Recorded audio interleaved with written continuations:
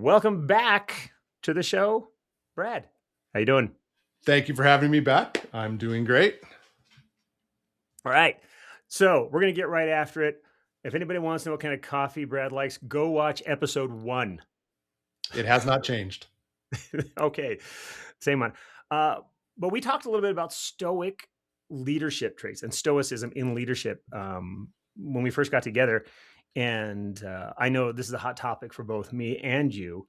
Yes. So today, we wanted to come back at it and say, and let's concentrate just on that. Stoicism in leadership. What does that look like here in 2026?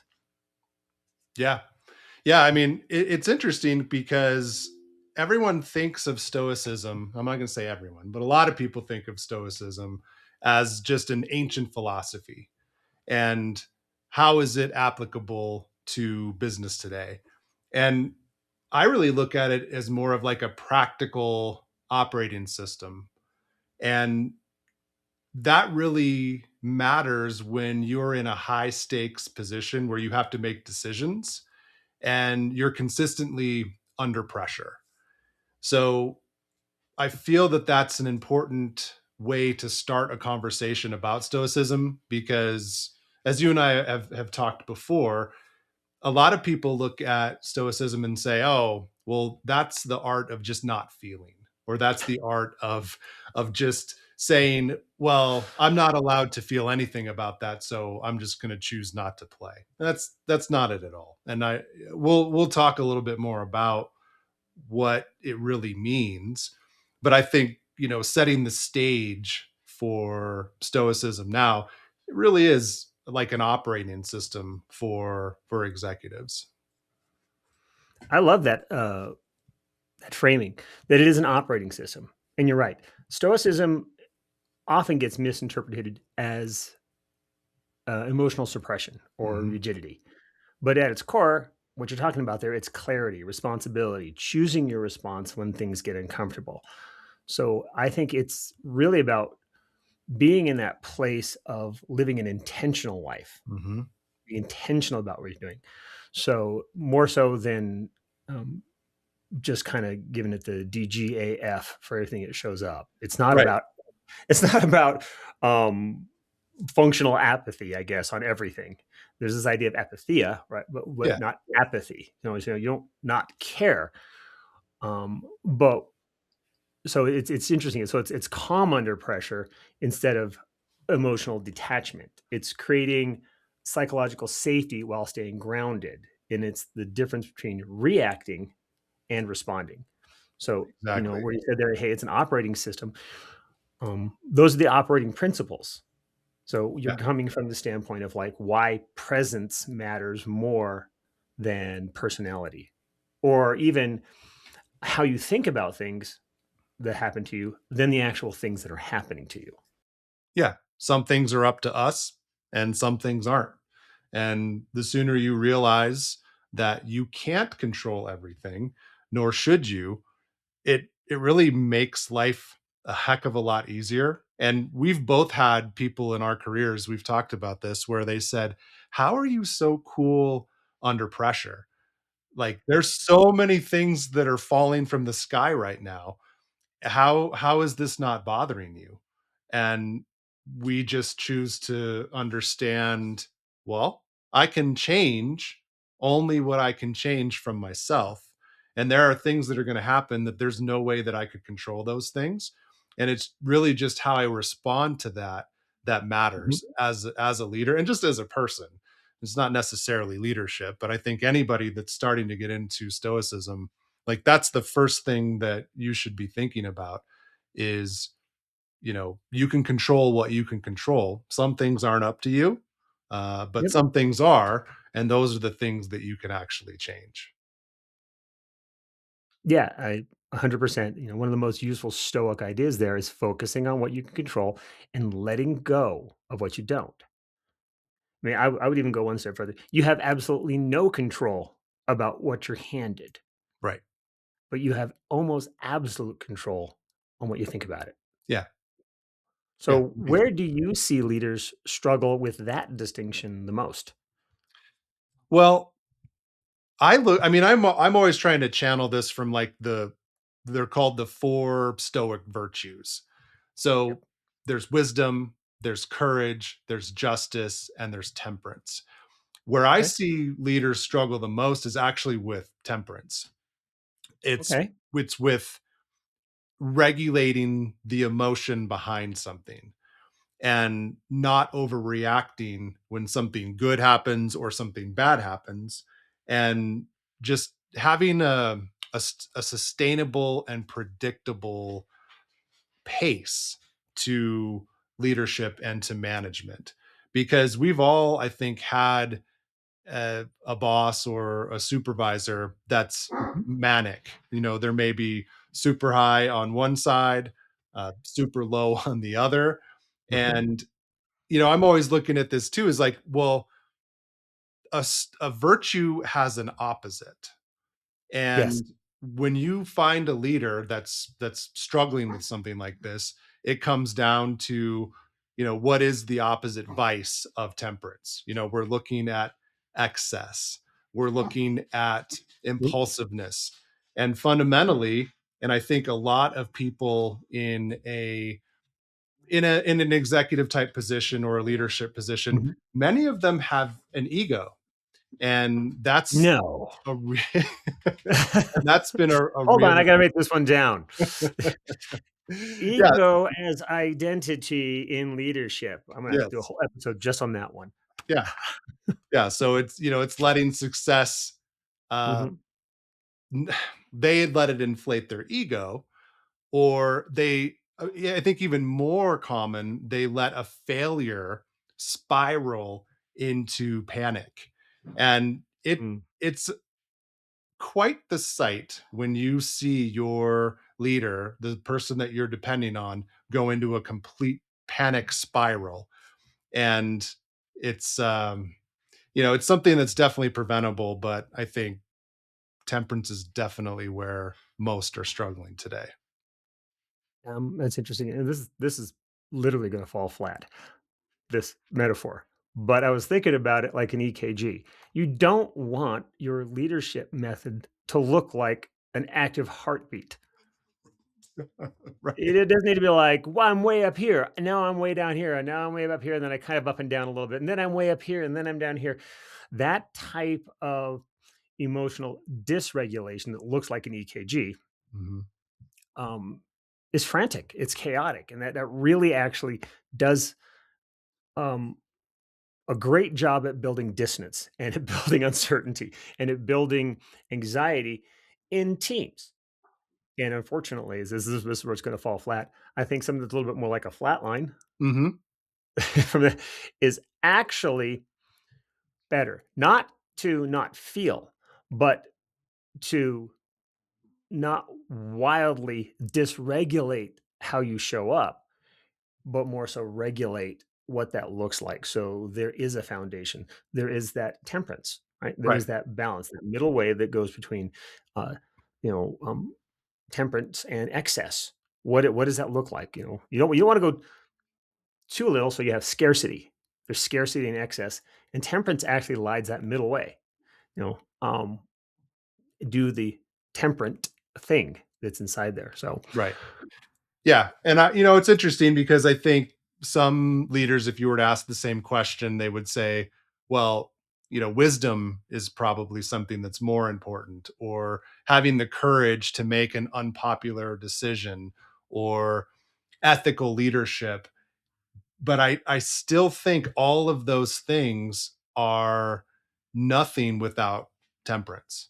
So and it might, and this is always interesting because I like to read widely when it comes to stoicism, and I think Ryan Holiday does a great job about taking the ancient texts and the wisdom, and he actually has a series around the virtues. And I think if you're ever interested, and I know you've read them, but for the listeners, if you want a modern take, and Ryan Holiday is really good because he puts everything into stories, and mhm. he picks high profile characters. He's got like Einstein in one, Barack Obama in another. He's got a bunch of different ones. It's a really unique way of seeing how these virtues apply in day-to-day life. And I think Temperance was probably one of the uh, best of his books. Do you know who the characters were on that one? Who were the Uh, temperance I characters? I don't. They kind of all blend after you've read them, but Everybody, that's what the internet's for. Go look it up. Go yes. on the internet and look. But Holiday Daily Stoic, right? That's when I was first introduced to him. It was that little podcast of like literally 60 seconds, Daily Stoic thoughts. So, Mhm. um, yeah, definitely a good follow. And absolutely no way associated with this podcast. But No, no, but man, what if he was? What if he happened to watch this and wanted to be a guest? I'll invite him, see if he shows up. Yeah, yeah. See what happens. Yeah, you know, stranger things have happened. Yes. So, um, so cybersecurity and technology leadership. That's sort of our day to day activity here. You know, when I was talking about that sort of erratic, the temperance of emotion that goes here, we literally live in constant uncertainty Yeah. for the most part, from the telemetry or the signals that are sent to us. Um, and us having this conversation about stoicism is not the first one that I've had with people in technology and cybersecurity. There seems to be a very big following, or at least a resonance there with a lot of us. Why do you think it resonates so strongly in this space?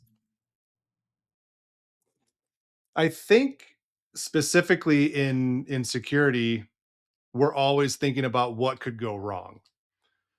So there's this negative visualization, and this is something that we commonly do. You'll hear you and I say this all the time, the memento mori. It's like um, begin every day if it's your last.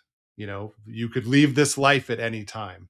So we also channel this into what could go wrong, and you'll see this applied into our business by risk management, incident response planning, crisis leadership, and doing tabletop exercises. And why do we do these things? And really, I think it comes down to being calm under pressure when it counts.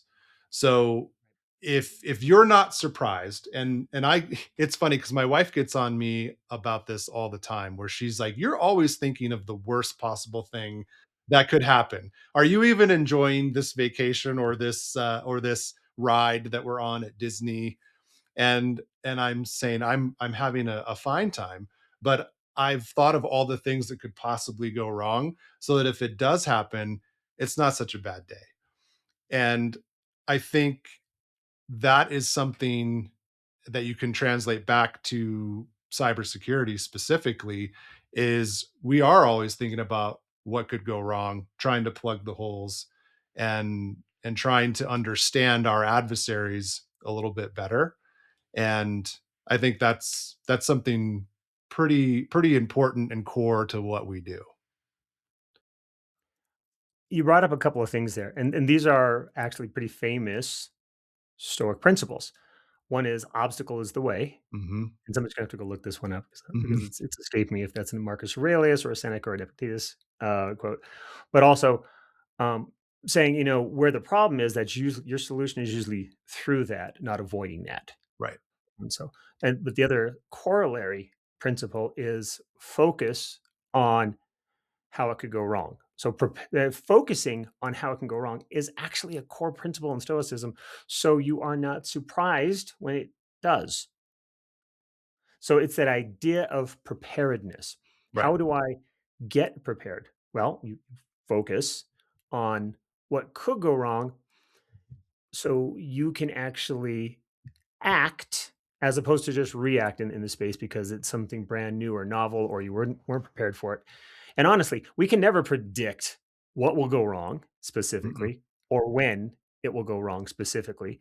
But if we have that idea or that space, that headspace of I'm going to see what could go wrong.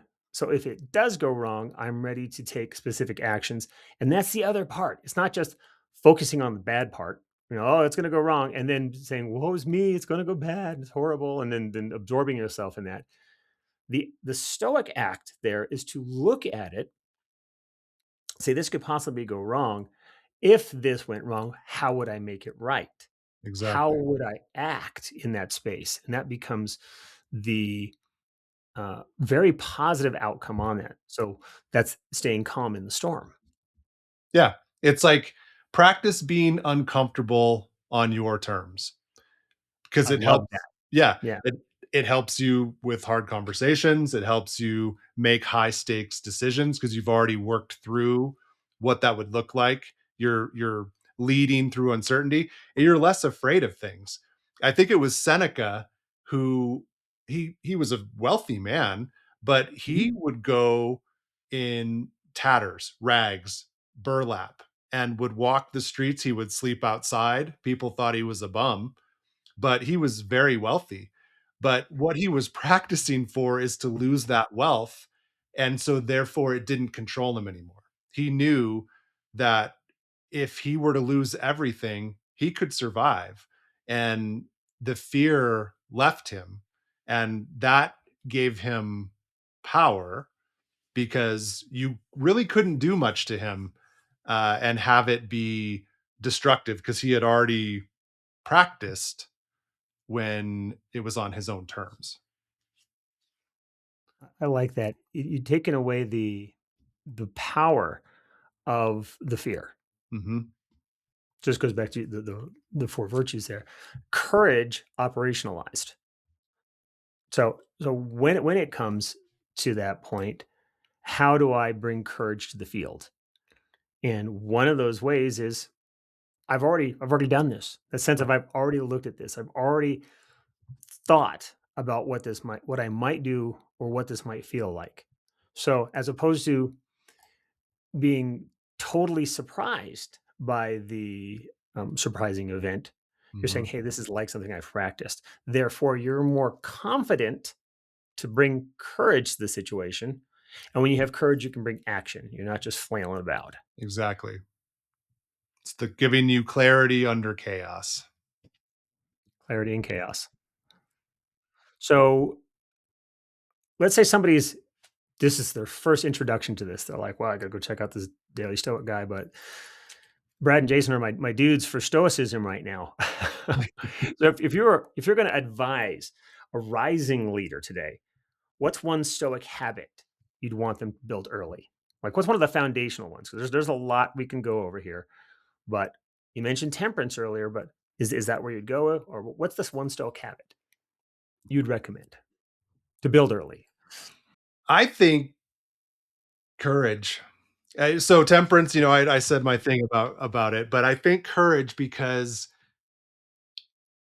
the one thing you're going to do as a leader that's so difficult is making that unpopular but necessary decision and being able to weather the storm that comes from it because a lot of leaders they make friends with their employees and they may have to do something that's going to make them unpopular.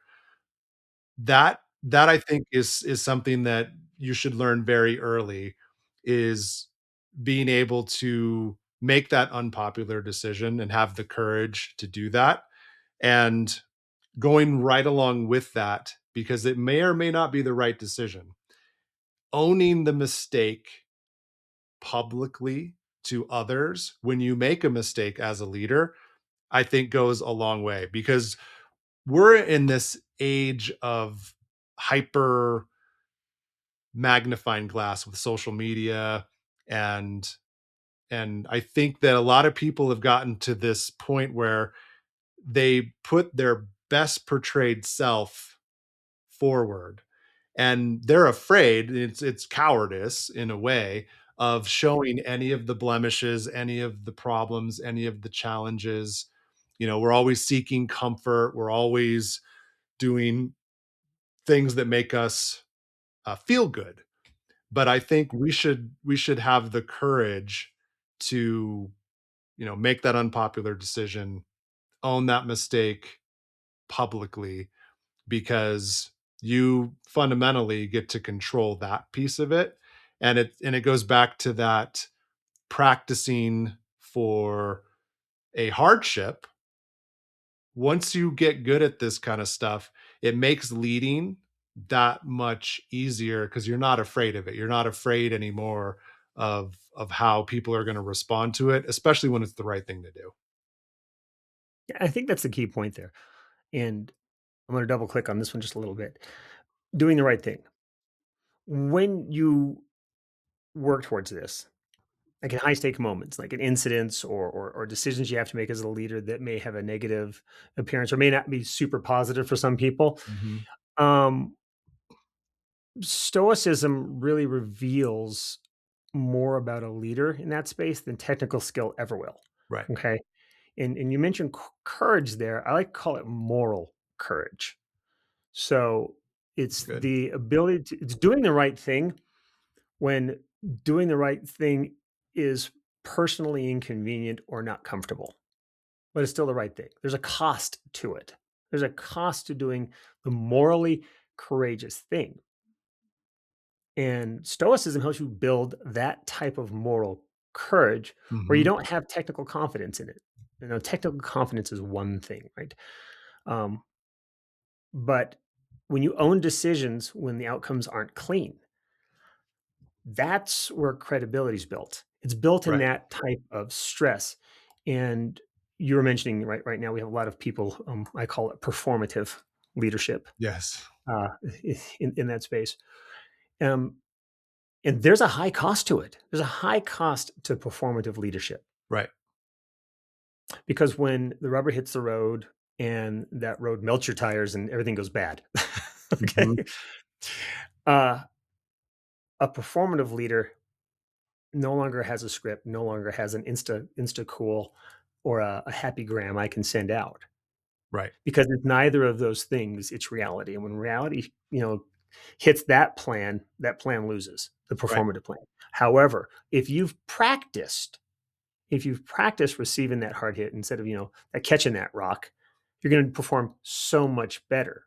So it really reveals leadership more so in stress. You're you're exactly right. I think all I'll just say it, all leadership failure, you can trace it back to a character problem Mhm. before it's necessarily something like a strategy problem.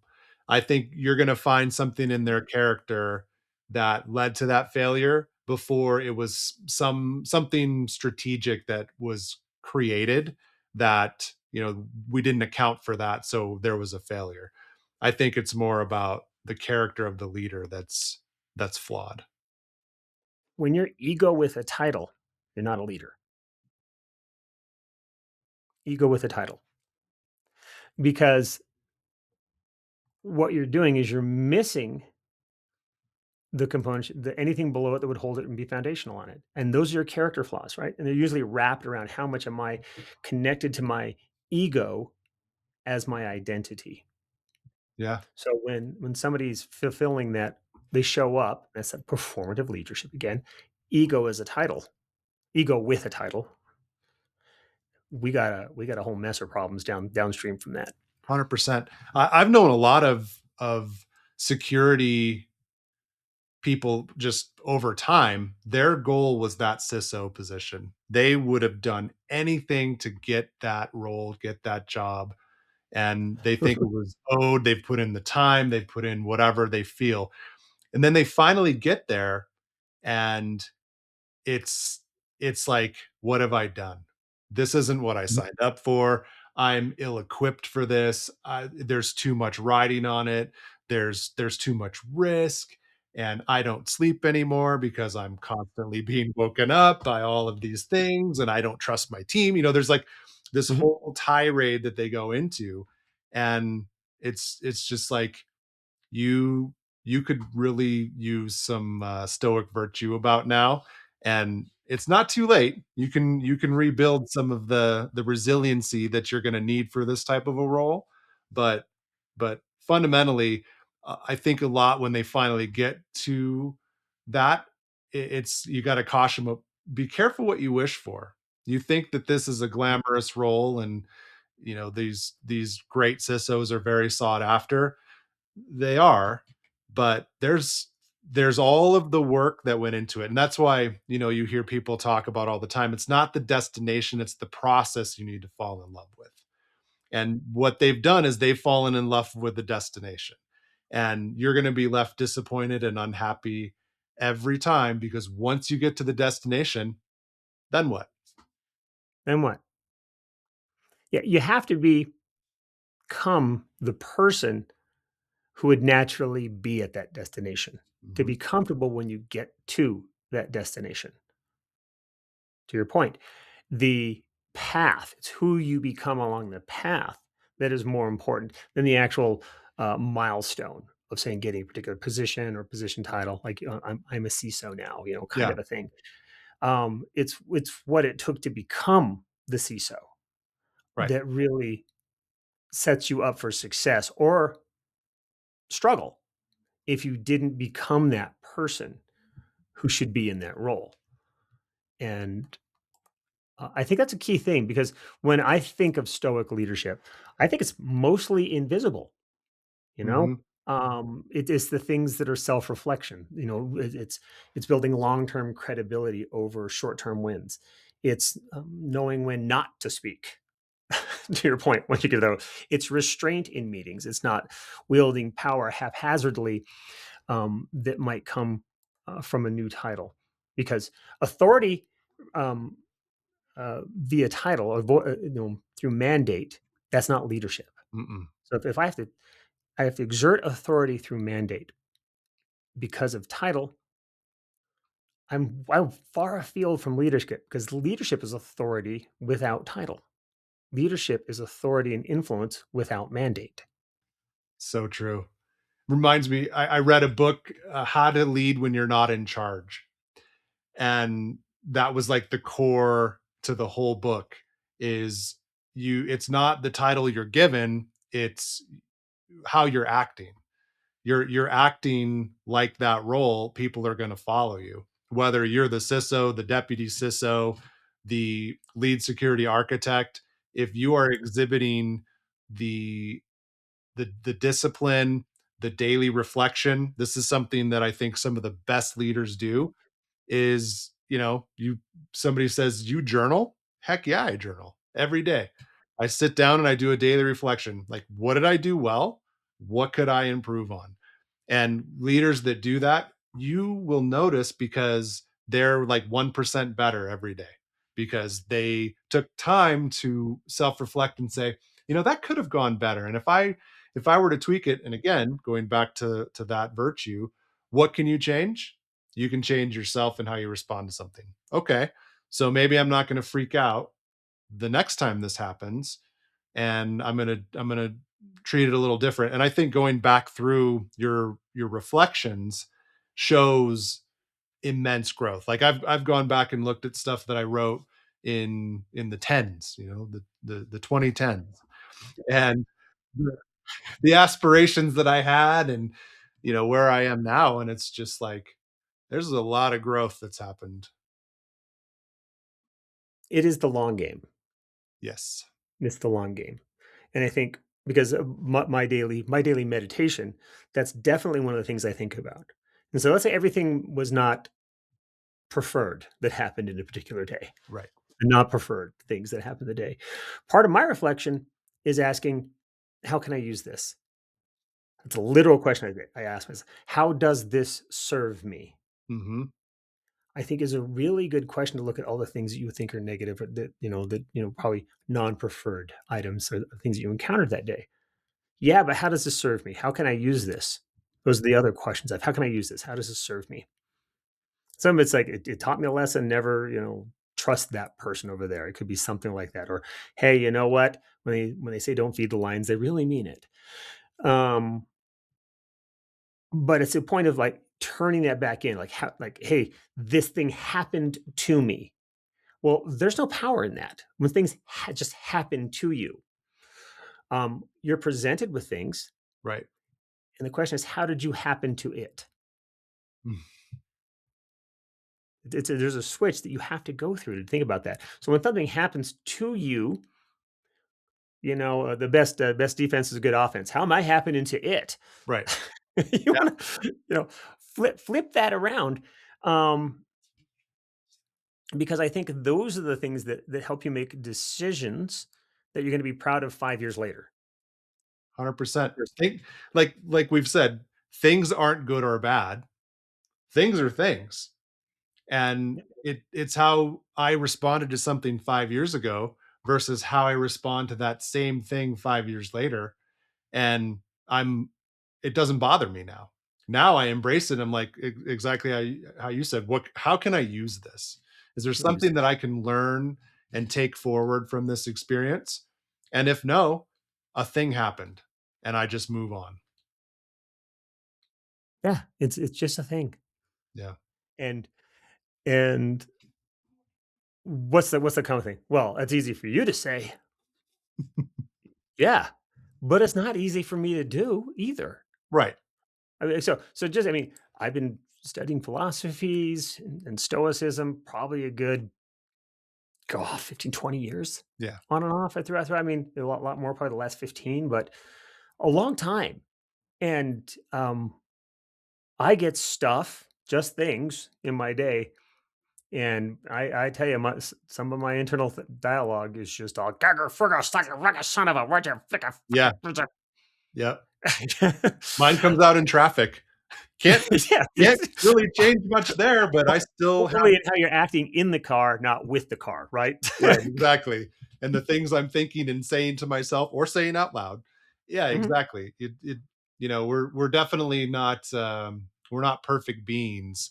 But again, we're in love with the progress. We're in love with the Yeah. method and not the ultimate Yes. destination because we're never going to be perfect, but we definitely are in love with the journey. Yeah. Never were, never will be. Don't try to be. Right. I mean, try to be 1% better. Try to be a little bit better than yesterday. Yes. That's the legacy and long game thinking, I think, around this one. Um, and I think that's the big difference between stewardship, seeking stewardship in your life, and seeking control Hmm. in your life. And the more you steward your reaction and are positively taking action versus reacting to things, I think that's how you build that quiet reputation, both with yourself and externally. So that's an internal reputation you have with yourself Right. on what you can handle and how you can navigate in an uncertainty, but also externally. Every time you show up with a calm demeanor in chaos, you're building little reputation building blocks. And that reputation compounds the more you do it. It And you can start does. whenever. I like that. You can start whenever. Yeah, it's never too late. So how can I weaponize this? This is my latte of evil moment, Yeah, lots right? of people. Yes. We talked about this one. Like, so if I was a supervillain, how could I weaponize stoicism in my environment in leadership with other people? How can I use this for ill, since this is the force? I mean, I think so using this for bad or using this for like how could I use stoicism for evil?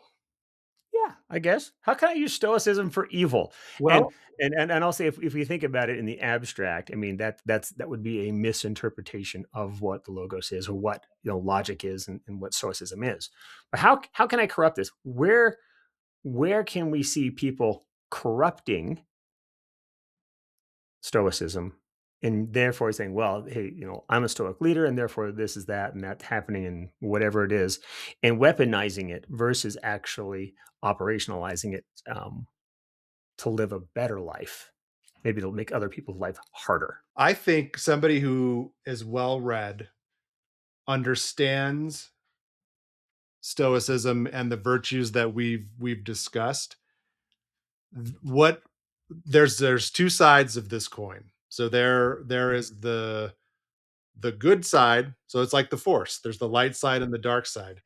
And so, if I'm looking at this from a wisdom standpoint, you're going to have some opposite vices that you could claim in the vein of stoicism. You could say somebody's being ignorant, they're being short-sighted, they're being overconfident, or you start to grab those things and say, this is what it means to be a stoic. Like, I don't have to care because I'm not supposed to.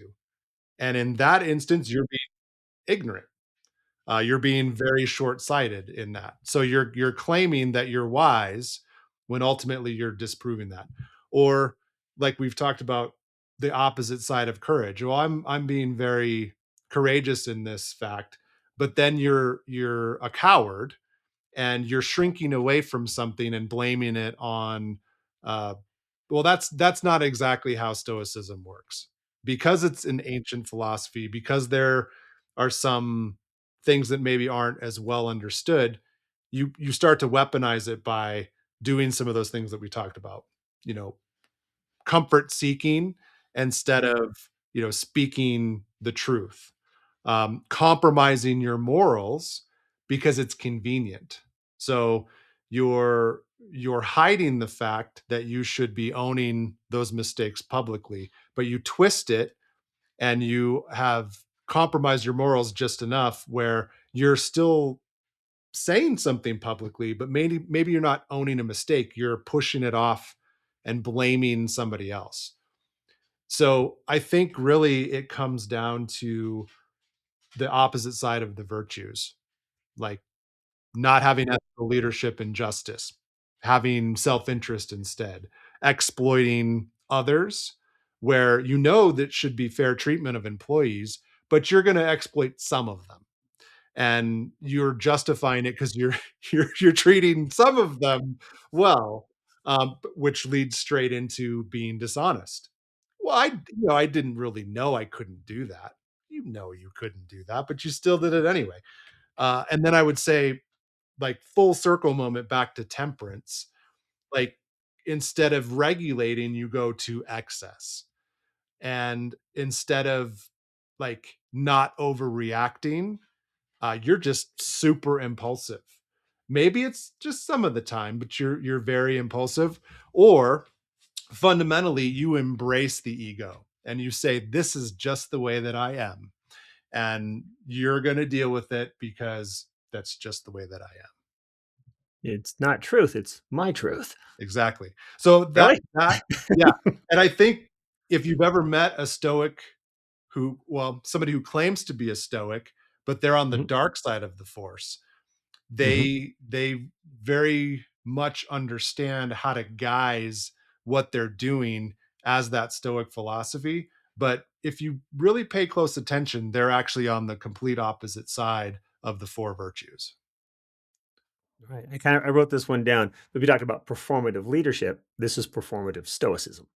Yeah. And it's almost when I take one of those virtues and I use it to as an excuse not to do another one Right. or as cover for that. Right. Well, I'm just exercising justice. I'm doing the just thing to avoid the temperate thing, or the wisdom thing, Exactly. or the courageous thing, or the right thing, the courageous thing. Well, I'm erring on the side of justice. Or, hey, you know what? I'm gonna say this thing that probably was ego based, but not temperance or wisdom based, because I'm Hmm. being courageous. So it's the idea that the virtues aren't there to counterbalance everything. It's so everything works within balance together. And I was listening to that sort of like, what's the opposite? When you see one of these tilt to a vice, Right. and then I put a nice little icing coating on the top of it and say, no, no, no, no, no, it's a virtue. I'm doing this because of my stoic nature. Have you met me? I'm the most stoic ever. Right. Check me out. Y- Yeah. It's funny because you can, like, I was actually, as you were talking, I was thinking about Batman of all people, Okay. and Batman's justice and how you can check all the boxes, but then you get down to temperance and he struggles with that. Like he goes Hmm. excess. He's super impulsive. Maybe doesn't have the ego, but also has some moral compromises throughout his his tenure as a superhero. And I would Hmm. say sometimes is a little short-sighted, maybe a little overconfident, depends on which Batman you're watching. But I think it's a Hmm. good example of how some of these virtues turned vice. I think a lot of people have this challenge where they can't hit all four of them equally. So some of the vices creep in. But it's okay to struggle with this. The thing is to get better every day. And Right. when you talked about the superheroes and justice, you know, we could say there's a lot of superheroes that run with the idea of like justice. Superman's justice is different than Batman's justice, Hmm. which is different than Frank Castle, the Punisher's justice. Right. Right. So if everybody's operating from doing the just thing, the interpretation of that can sometimes be skewed a little bit.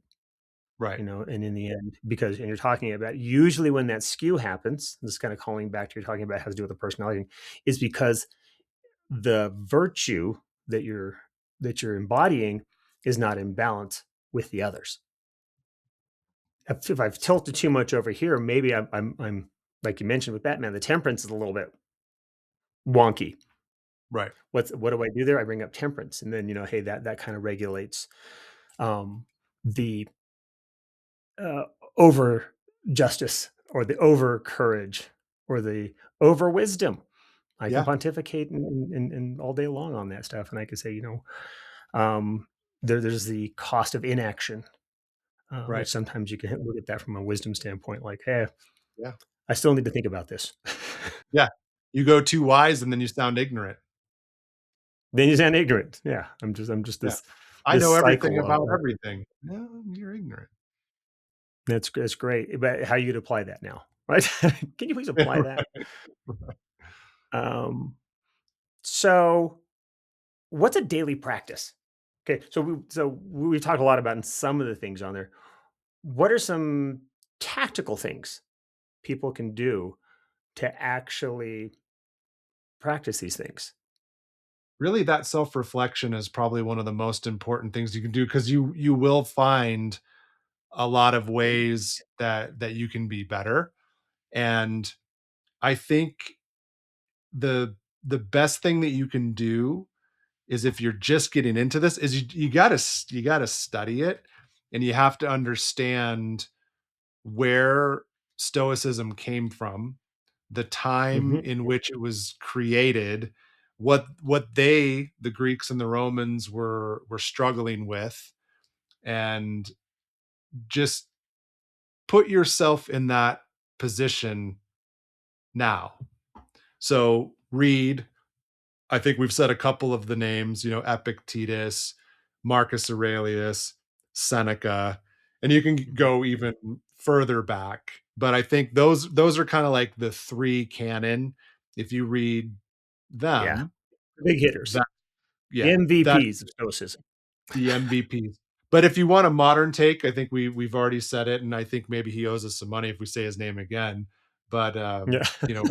Ryan Holiday, I think is great because he takes all of those Stoics and distills that wisdom into books like Obstacle is the Way and Mhm. Courage is Calling, and he's just got, I think, a good way. So the self-reflection, the studying, and man, if there's one thing that you can do every day is just realize what it is that you can control and what it is that you can't, and be okay with it. The tactical way on that one is pause. Pause before making a decision. Yeah, that If you space. stick in, if you give yourself, I mean, honestly, 1 second, 1 to 5 seconds to do that analysis you just brought in. Is this something I can impact? What can I do about this? Mm-hmm. Even just asking that one question, that's a very good tactical way to start saying, okay, great. Is this something within my control?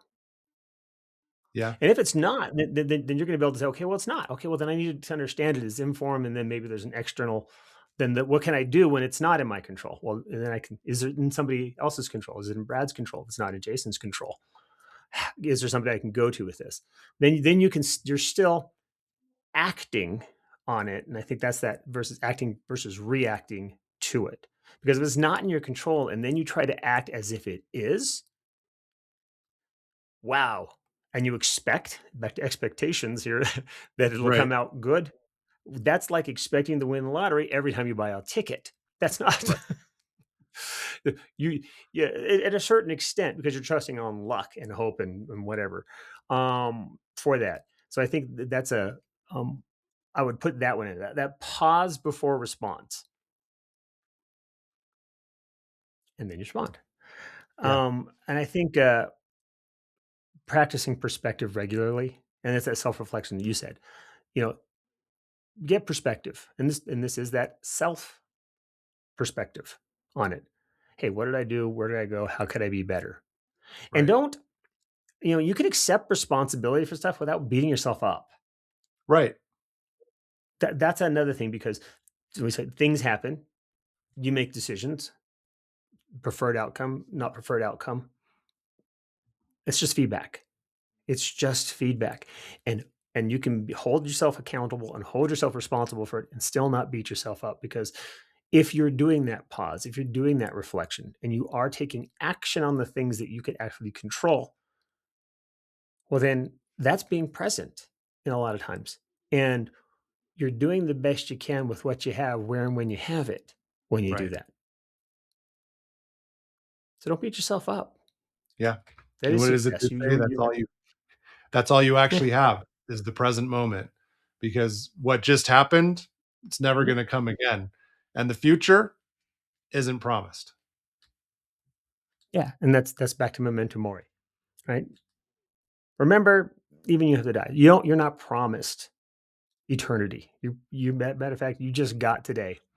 You're not promised the next 5 seconds. Nope. So Nope. do with it as you will that you have Right. here. Um, so we've already mentioned a couple like a resource. I mean, it was really great. You labeled out some of the classics on what's great about if you go to like Epictetus or Seneca or Marcus Aurelius, a lot of that stuff is available free. You Right. can go out to Project, Gutenberg, I think, or just download the full text from those individuals. Now, there's not a lot of interpretation in there, and it is pretty. As we can say, It's it's all heavy. Greek to me. Yes. It's definitely That's a heavy. direct Yeah. translation. Yeah. And it could be a little bit hard for context, but Mr. Holiday and the Daily Stoic, that's some good stuff over there. Um, and there are plenty of great resources out there, and there are a few more books out there that I think I'll put some of those books inside the show notes that are on my bookshelf that Yeah. would be good to check out for this to get you started. Um, any parting words you'd have for everybody today on this one? I think the thing that I would want everyone to take away after this conversation is what Stoicism trains. And it's training leaders to be what I would call unshakable without becoming unfeeling. And we touched on that a few times. It's not about not feeling. It's just about knowing what you can and can't do with that. And I think that stoicism really is how we stay human under inhuman pressure. And I think about this all the time because I read a book, I don't know, a couple of years ago now, called Sapiens, and it explains like human evolution. We don't have to go back to like the monkey piece of it, but the part that I found so interesting is like the stimuli that we're under today.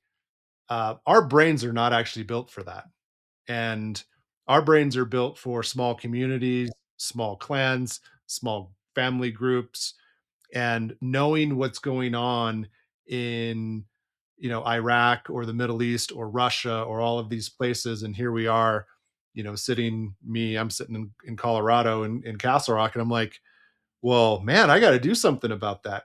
Our brains aren't actually made that way. So yeah, so we stress about all of these things that we really can't do anything about. If I truly wanted to do something about it, it would be like, okay, well, I'm getting a plane ticket to the Ukraine, and I'm strapping on a rifle, and I'm going to do my thing. Like, that would be the thing that I could control in that moment. I think that's what I would leave the listeners with is, like, don't get so wrapped up in things that you're not going to go do to make that difference. You just need to accept that it's happening, and really focus on what matters, which is this immediate family, employees that are under you, the board that you're on, and just really try to make those things better. And just there's a saying that comes from Mel Robbins, where she says, let them. And I've really been internalizing this a lot, because trying to change people is uh it's an exercise in futility. You're only going to change somebody if they want to change. So I would say this goes back to all of the stoic stuff that we talked about today, but sometimes you just have to let them. You have to let them be the way that they are, and and that's okay. And it's just it's accepting these things that are happening. So I would say, well, I often say that life is a leadership test. mhm, And personally, I think Stoicism is one of the best ways to study for it. And it's not around removing emotion, but by mastering response. And uh, everything you said right there, what's in our control? What's my response? mhm, And uh, sometimes I just want people to ask themselves, like, what does showing up well actually mean for you right now as a leader? And that's not a question for us to answer it. But if you're thinking about that and you've heard what we talked about today, what does showing up well actually mean to you right now as a leader? And that would be my parting question. I love it. All right, man. Well, it is always a pleasure. We're going to have to schedule the next episode next. I Yeah, thanks for having me back. I look forward to the next one. I'm sure we could talk about a bunch of other things, but we covered some ground today, which I'm very thankful for you, thankful for the podcast, and again, it's good to be here. Great to have you. Thanks a lot. Thank you.